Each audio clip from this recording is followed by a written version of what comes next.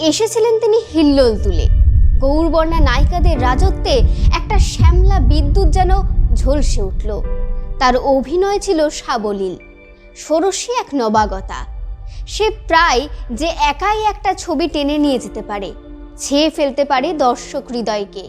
বিশ্বাস করা কঠিন, সহজাত বলে হয়তো, পেশাদার রঙ্গমঞ্চের ছোঁয়া লাগা নয় বলেই বুঝি, বা তার অভিনয়ে এত অনাটকীয়, সাবলীল, অন্যদের চেয়ে এত আলাদা। তিনি কাবেরী বসু। শ্যামা নৃত্যনাট্য দেখে সুবোধ মিত্র অফার দিয়েছিলেন তাকে। 2 বছরের মধ্যে পরপর আরও 7টি ছবি: দেবী মালিনী, দৃষ্টি, অসমাপ্ত, পরাধীন, শ্যামলী, শঙ্কর নারায়ণের ব্যাংক, মধুমালতী। গায়ের রং শ্যামলা থাকার দরুন ডাকনাম ছিল ভূতু। কাবেরীর বন্ধু ললিতা, ললিতার ছোড়দা বিদেশ থেকে প্রিন্টিং টেকনোলজি পড়ে এসে আইটিসির চাকরি নেওয়া অজিত চট্টোপাধ্যায় ওরফে রানার প্রেমে পড়ে গেলেন কাবেরী। পাত্র শুধু ভালো নয়, পরিবারটি অভিজাত। 1956 সালের জুনে বিয়ে হয় তাদের। স্বামীর সঙ্গে মুঙ্গের চলে যান কাবেরী। সেখানেই জন্ম বড় মেয়ে অনিন্দিতা ওরফে টুপসি। ম্যাড্রাসের কাছে তিরুভত্তিউরে বদলি হওয়ার পরে জন্মালো ছেলে অনিন্দ, ডাকনাম টুম্বুর। পরে ছোট মেয়ে টিনা, নাম রাখা হলো কৃষ্ণকলি। সুখের সে সংসারে ছায়াছবির লেশমাত্র নেই। হঠাৎই সত্যজিৎ রায়ের কাছ থেকে প্রস্তাব এলো নতুন ছবির। সুনীল গঙ্গোপাধ্যায়ের উপন্যাস নিয়ে ছবি তৈরি করছেন তিনি, অরণ্যের দিন রাত্রি। কিন্তু ভরা সংসার ফেলে রেখে শুটিংয়ে যেতে নারাজ ছিলেন তিনি। অবশেষে স্বামীর কথায় রাজি হয়ে তিনি আবারও ফিরলেন সিনে জগতে। কিন্তু প্রায় 12 বছর পর অভিনয়ে ফিরলেও অভিনয় দেখে তা বোঝার উপায় নেই। সব ভালোই চলছিল, কিন্তু ওই যে সুখ চিরস্থায়ী নয়। 1970 সালে ছবিটি প্রেক্ষাগৃহে রিলিজ হয়। সেই বছরই কাবেরীর জীবনে নেমে আসে এক অতলস্পর্শী অন্ধকার।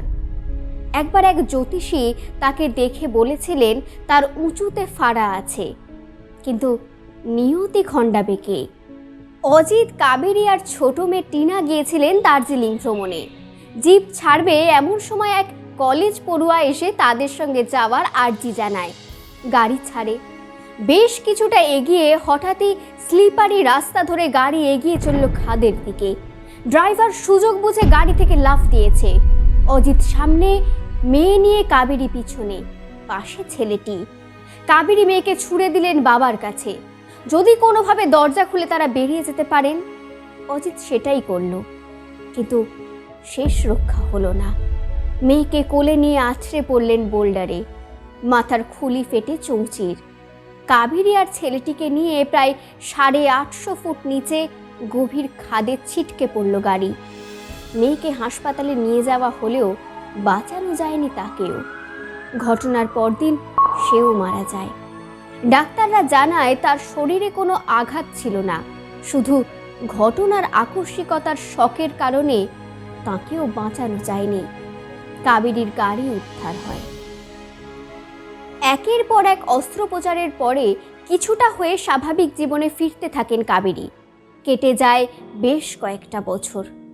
অরণ্যের দিন রাত্রি ছবিতে যে চরিত্রে কাবেরী অভিনয় করেছিলেন সেই যেন জীবন্ত হয়ে উঠল তার জীবনে। নিঃসঙ্গ এক তরুণ বিধবা, যে জীবনের কাছে তার ধরুপোকে আহ্লাদের কাছে আর একবার ফিরে আসতে চায়। চিকিৎসার খরচ ও এক পুত্রকন্যাকে নিয়ে সংসার। ধীরে ধীরে আর্থিক সচ্ছলতা কমে আসতে থাকে।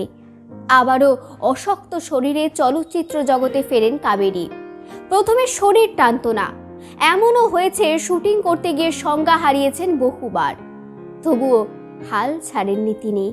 শেষ কয়েকটা বছর কয়েকটি সিনেমায় তার দক্ষতার স্বাক্ষর তিনি রেখেছিলেন। কাজের জীবন নতুন করে বড় হওয়ার আগেই তার জীবন ছোট হতে থাকে। 1976-এর শেষের দিকে পাকস্থলীতে ক্যান্সার ধরা পড়ে তার। দীর্ঘদিন ভুগলেন। অবশেষে 1977-এর 18 ফেব্রুয়ারি মাত্র 40 বছর বয়সে দর্শক চিত্তে চিরদিনের জন্য স্থান করে নিয়ে পরলোক গমন করলেন তিনি। অসাধারণ সুন্দরী, অসম্ভব ফর্সা না হয়েও শুধুমাত্র অভিনয় প্রতিভার জোরে নায়িকা হওয়া যায়, স্মরণীয় হওয়া যায় এবং সামান্য কয়েকটা ছবিতে অভিনয় করেও নিজের একটি জায়গা করে নেওয়া যায়, এটি কাবেরী বসু প্রমাণ করে দিয়েছিলেন।